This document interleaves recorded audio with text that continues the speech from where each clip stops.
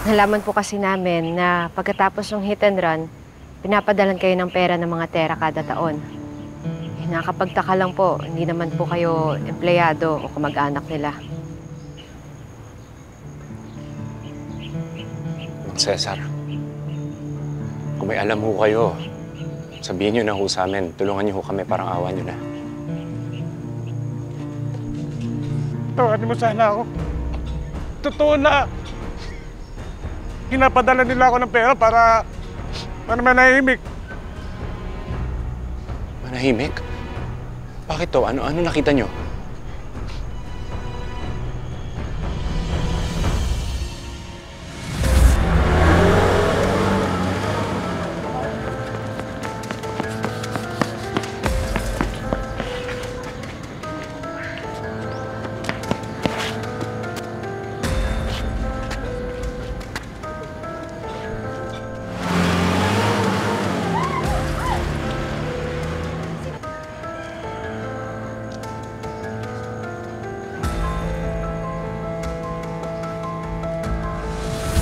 Nakita ko yung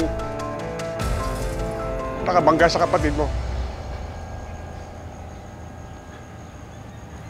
Si Ma'am natin ni Tera.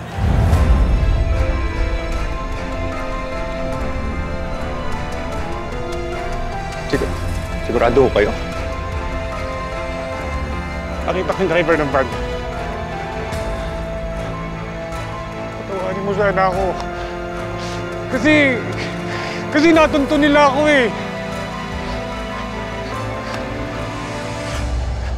Maraming pera gusto nilang ibigay sa akin para kapalit ng pananahimik ko. Hindi ako makatanggi kasi yung asawa ko nung panahon na yun may sakit eh. Kailangan ipaggamot.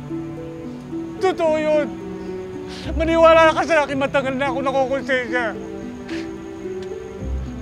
Pero ngayon, sige, magsasalita na ako. Patawad mo lang ako.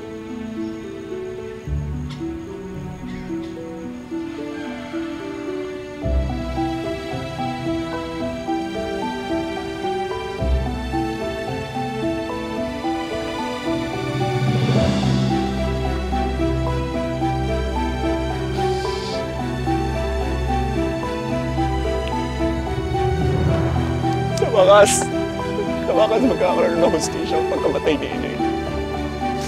Sa wakas.